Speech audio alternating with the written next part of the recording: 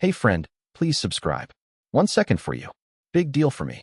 It's strange how one moment can change everything. You think you know someone, that you understand them, but in the blink of an eye, reality shatters. I never thought something as small as a car could be the tipping point, but I guess sometimes it's the little things that push you to the edge. I was never into material things. Never cared for flashy brands or luxury items. I grew up with the belief that if something worked, it was enough. That was my motto, practicality over pride. My car, a 2012 Toyota Corolla, was the embodiment of that. Nothing special. A reliable, no-frills vehicle. It was comfortable, and it got me where I needed to go. That's all that mattered to me. But for Eliza, my fiancée, things were different. She came from a family that valued appearances. I learned early on that to her, the things you own said a lot about you. In the first few months of dating, she'd made little comments about my car. I mean, it's fine, but don't you ever think about getting something nicer? She'd asked, a wrinkle between her brows. I just shrugged it off. It wasn't that I didn't care. It just wasn't my priority. Then came the party. It was one of those gatherings that everyone talked about for weeks. Eliza's best friend Sarah was having her engagement party. Sarah was the epitome of everything Eliza wanted to be. Wealthy, stylish, confident, and of course, surrounded by people who had made it. To Eliza, being seen at this party was an opportunity to showcase her social standing, to show off everything she'd worked for, and to be surrounded by people who knew how to live. Eliza had been talking about this party for weeks. You need to wear something better than that old jacket, she told me more than once. She even suggested I rent a tuxedo, but I wasn't sure it was my scene. Still, I didn't argue. If it made her happy, I'd go along with it. On the night of the party, I threw on my best suit, a black one I had bought a couple of years ago, and picked Eliza up in the Corolla. I could already feel the tension rising. Eliza had mentioned she didn't like the idea of me driving such a mundane car to an event like this, but I couldn't bring myself to rent a luxury car just for one night. It felt fake. When we pulled up to Sarah's house, I could already feel the weight of the situation. The massive mansion loomed in front of me, with a line of sleek, expensive cars parked in the driveway. I almost felt embarrassed, as if the car itself would be enough to label me as not worthy of the crowd inside. But it was fine. I was used to being the outsider. The evening went as expected. Eliza was in her element, chatting away with people I could barely keep up with. I found myself slipping into the background, trying to make small talk with some of the other guys who were more down to earth. But it was hard. The whole night felt like a performance, like a show I wasn't invited to, but had somehow ended up in. The moment that changed everything came when we were outside on the patio. I had just stepped out to get some air, away from the noise and the forced conversation. That's when Eliza came over, a glass of champagne in her hand, looking every bit the part of the glamorous fiancée. She leaned on the railing next to me, her heels clicking as she stepped forward. "How's it going in there?" I asked, trying to make conversation. She shrugged, taking a sip of her drink. "It's fine. But honestly, I can't believe how much better everyone is doing than you and I. I mean, look around," she said, motioning to the partygoers. "These people have style, ambition, and taste. Not like..." She paused and glanced at me, then at the Corolla parked by the curb. I could feel the words coming before she said them. "Not like that thing. Seriously, Eric, why do you insist on holding on to this ancient car? Don't you ever want to be, someone who matters?" I blinked, confused by what she was implying. "What do you mean? It gets me around just fine." She snorted, shaking her head. "Fine? It's embarrassing. You don't get it, do you? This is a party with people who have made something of themselves. You can't show up to these things looking like you're, I don't know, still stuck in high school." The sting of her words hit harder than I expected. My chest tightened, and I felt a flush creeping up my neck. There I was, trying to be a part of her world, trying to be the guy who fit in, and instead, I was reduced to the butt of a joke. To her, I wasn't enough. And all because of a car. I tried to laugh it off. "I didn't realize it was such a big deal," I said, my voice tight. "It's just a car, Eliza." She crossed her arms, her expression not softening. "That's exactly it. It's just a car. But everything about you is just good enough, just enough to get by. I've been trying to help you, but you're not getting it. If you want to be with me, you need to be more than just enough. You need to want to fit in, to stand out, to have something that says I've arrived." I stood there in shock, not knowing how to respond. I'd never heard her speak to me like this, not so openly, not so coldly. She wasn't just criticizing my car. She was criticizing me, my life, my choices, everything that made me who I was. And all of it, every single thing, was worthless in her eyes because I wasn't living up to her standards. I felt my hands tighten into fists, and for a moment, I didn't know what to do. I could feel my temper rising. How could she talk to me like this? How could she act like I didn't matter? All because of something as trivial as a car. Was this the person I was supposed to marry? The one who couldn't see me for who I was? Without another word, I turned and walked toward the door. I didn't care if she followed me. I didn't care about anything except the anger and confusion building inside me. I got to the car, started the engine, and didn't look back. The moment I pulled away from the party, I heard Eliza shouting behind me, her voice faint but frantic. I didn't stop. I didn't slow down. I didn't look back. And as I drove away, I realized something. This wasn't about the car. It was about me. About how I'd let myself get caught in her world, trying to be something I wasn't, trying to earn her approval, when all along, she was never going to see me for who I was. I didn't know where I was going. I just knew I had to leave. The streets blurred by as I drove aimlessly, my hands gripping the wheel so tightly my knuckles ached.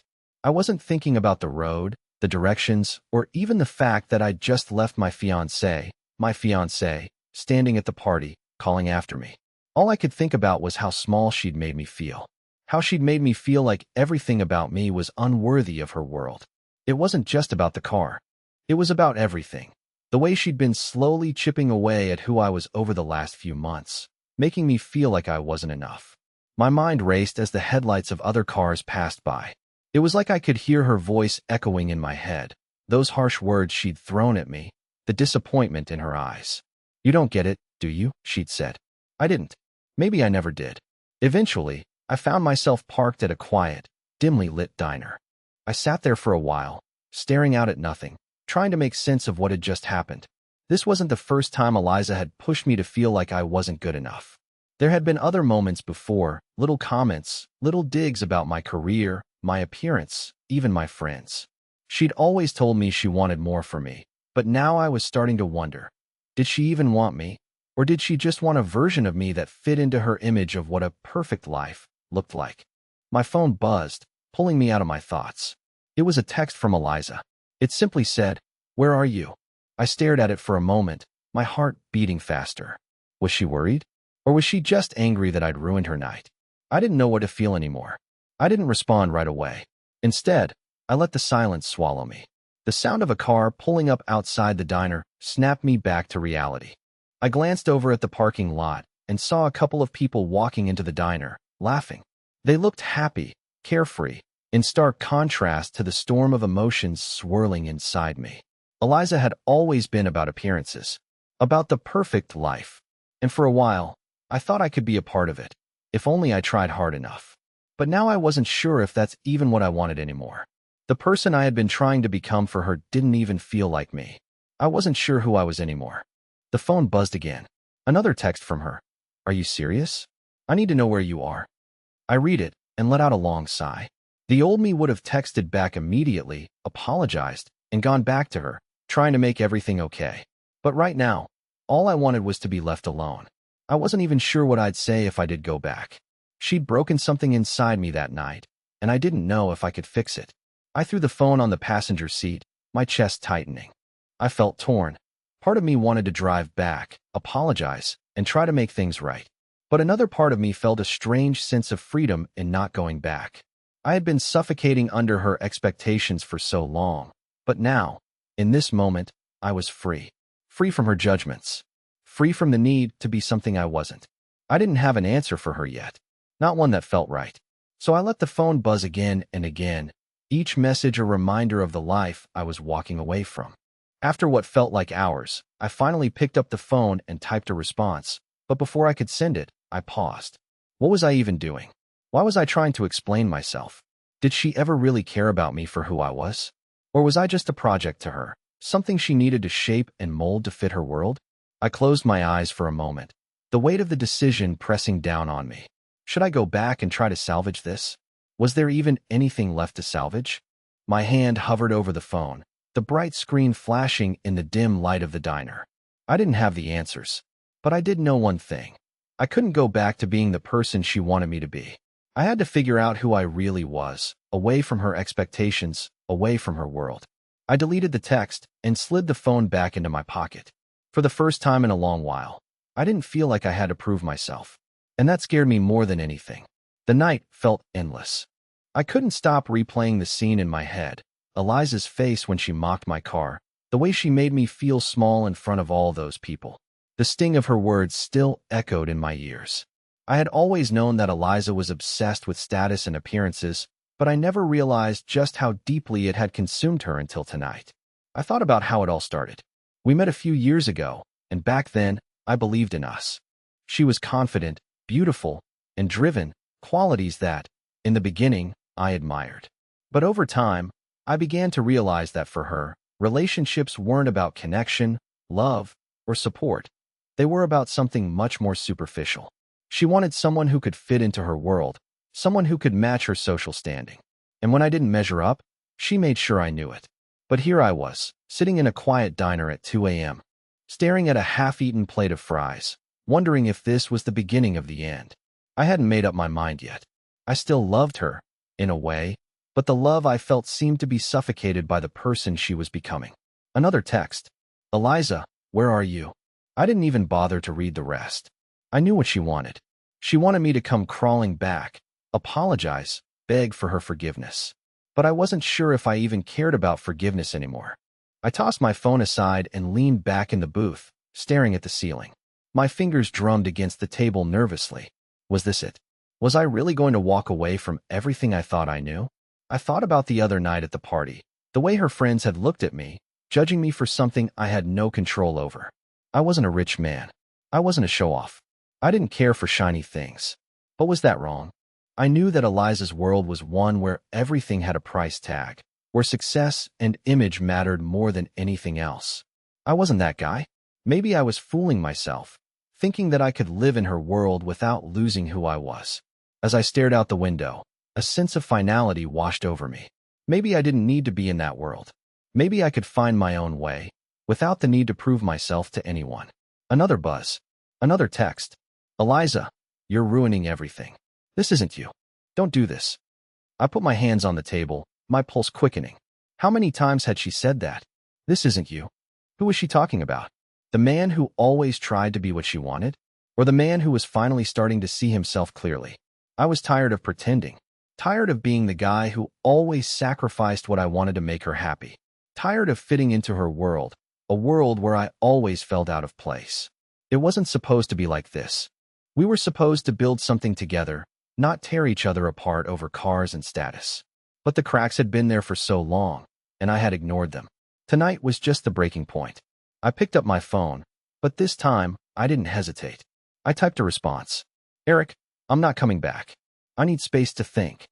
I hit send before I could second-guess myself. And for the first time that night, I felt a strange peace.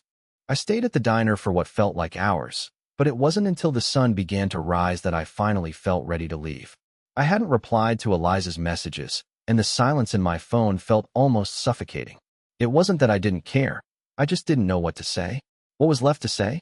She had made it clear how she saw me, how she saw us. And that thought stung more than I ever expected. As I drove away from the diner, I realized I had no plan. I didn't even know where I was going. The roads blurred around me as I drove through empty streets. I wasn't sure what was worse, the fact that Eliza's words still echoed in my mind, or the reality that I was questioning everything I thought I knew about our relationship. I thought back to the first time we had talked about the future. Eliza had asked me if I could picture myself in her world. She had always been upfront about her expectations, even when I thought I could overlook them. Now, it felt like a cruel joke. A question I should have taken seriously, but didn't. If I'd known back then what I know now, maybe I would have made a different choice. But I had convinced myself that love could overcome all the little things, the things that didn't matter, like cars and wealth. I turned onto a highway, my mind still racing. What was I supposed to do now? Go back to her, groveling for forgiveness? Or stand my ground, as hard as it was to admit, and walk away? Another message from Eliza popped up on my phone. Eliza, this is insane. I love you. Please, let's talk. I didn't respond. I couldn't. I needed time, and I knew deep down that anything I said right now wouldn't fix the damage. My phone buzzed again, but I didn't check it. I didn't want to. The more I thought about it, the clearer it became. I wasn't just angry at her for what she'd said. I was angry at myself for putting up with it for so long, for allowing myself to shrink down, to lose sight of what mattered to me. I had spent too many years trying to live up to a version of me that she wanted. But who was I really? And what was I really willing to fight for? I pulled into a quiet park, parked the car, and sat there in the stillness. The world was beginning to wake up. The first signs of dawn crept into the sky, and for a brief moment, everything felt oddly peaceful. It wasn't much, but it was enough to clear my head. I thought about the person I used to be, the man before Eliza, and all her expectations. I remembered the simple things I enjoyed: writing, reading, long drives with no destination. And I realized something in that moment.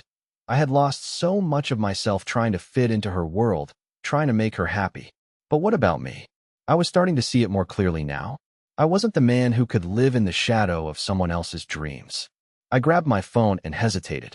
A part of me wanted to text Eliza back, apologize, and return to her.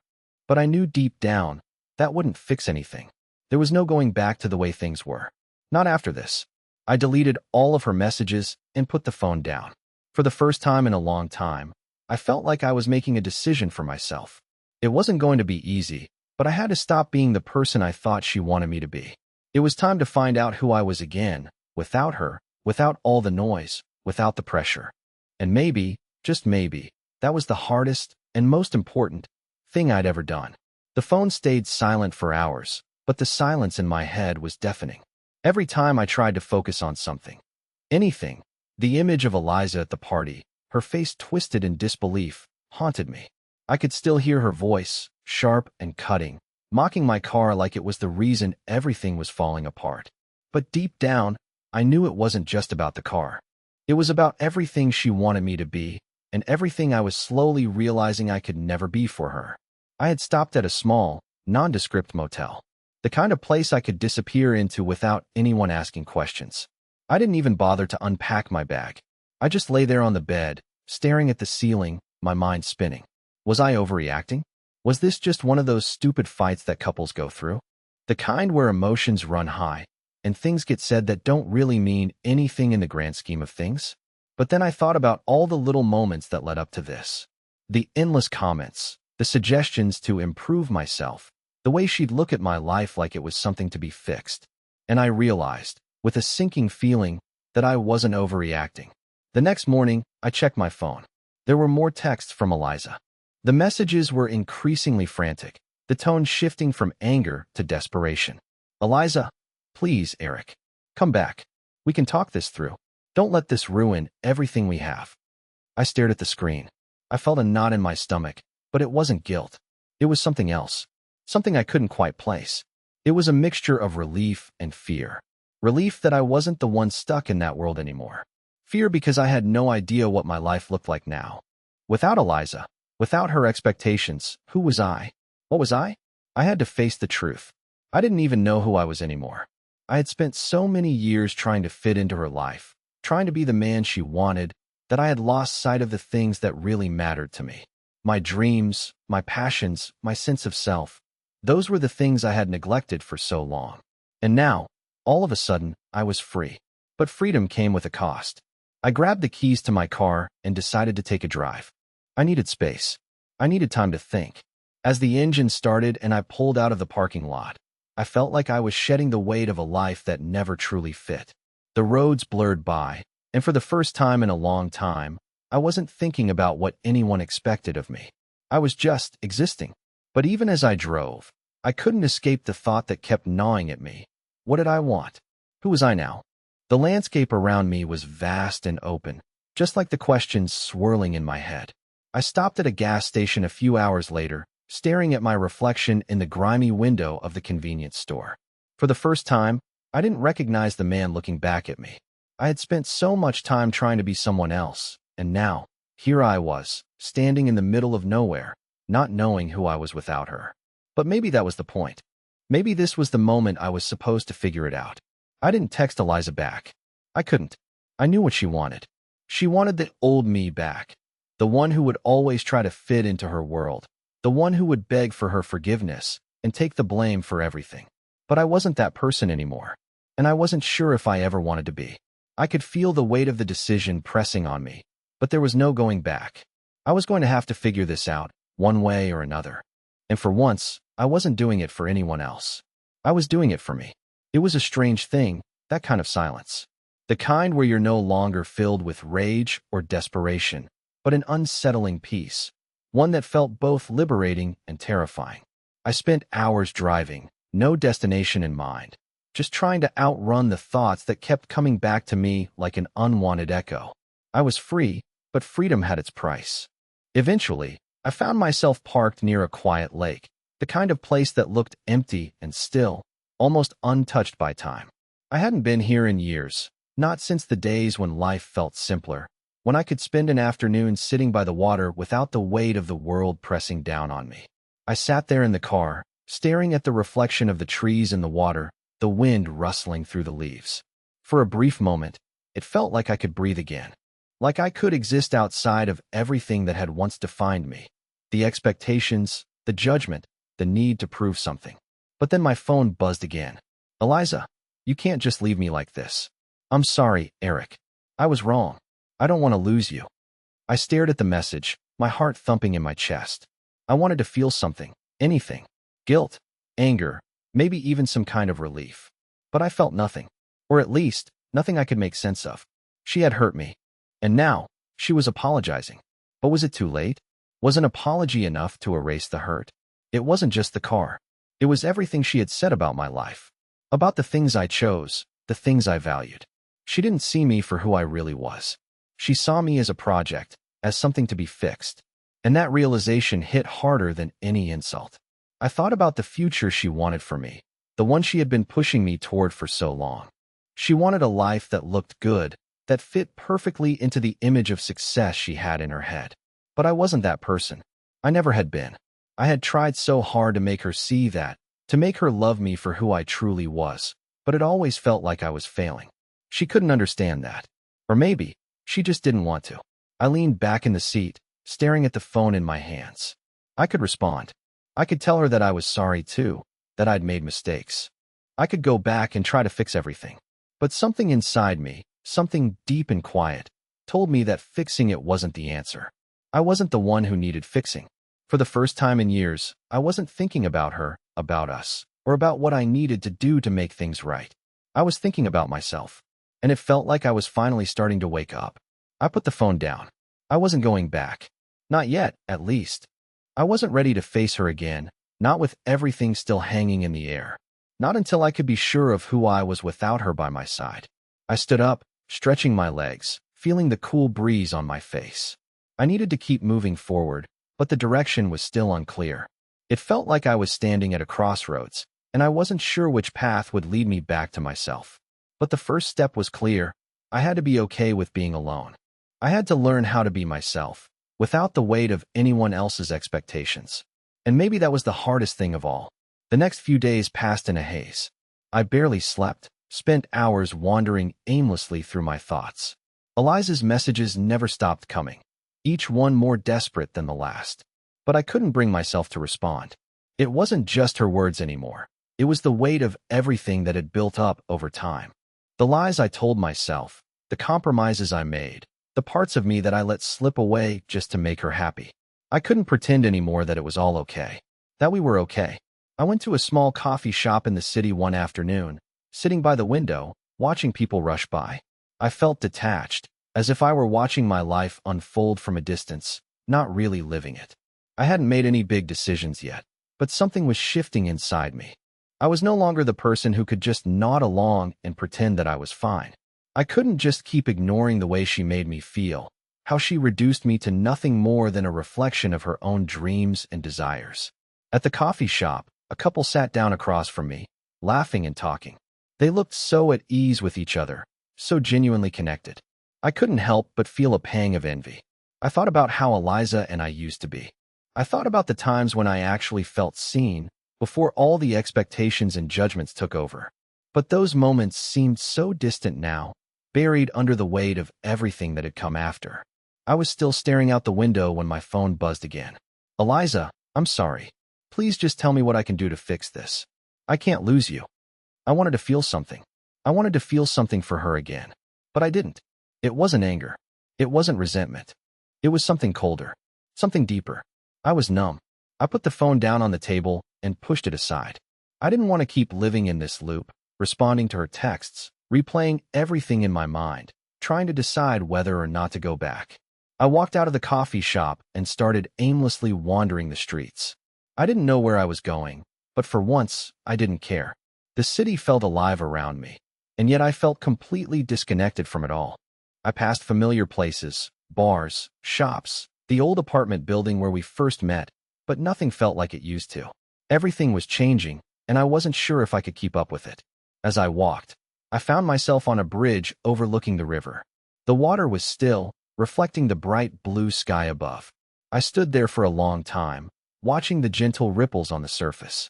For the first time in days, I felt a sense of clarity.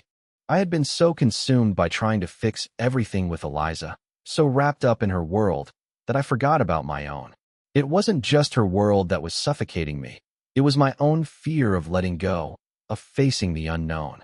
I didn't know what my life would look like without her, but I also didn't know how much longer I could keep pretending that I belonged in her world. I had spent years shaping myself to fit her vision of who I should be, and now, standing there, looking at the calm river, I realized I didn't even know who I was anymore. It was terrifying, but it was also liberating. I wasn't sure what would happen next. I wasn't sure if Eliza would ever understand, or if we could ever go back to the way things were. But I knew that I had to let go of the version of me that was constantly trying to be someone I wasn't. Maybe it was time to face the truth. I didn't want to be the person who had to prove myself through material things, through appearances. I didn't want to be the person who was always living up to someone else's expectations. It wasn't enough anymore. And for the first time in a long time, I felt like I had a choice. The days after my decision felt different, lighter in a way. I didn't feel the pressure of Eliza's expectations weighing on me. And for the first time in months, I began to remember who I truly was. I started doing things I'd neglected, simple things that brought me peace. I visited old friends, spent afternoons reading books I had forgotten about, and even began working on a side project I had always dreamed of but never had the courage to pursue. It felt like I was finally reclaiming parts of myself that had been buried beneath the weight of someone else's ideals. Then, a week later, I received a call. It was from a mutual friend of Eliza and me, Sophie.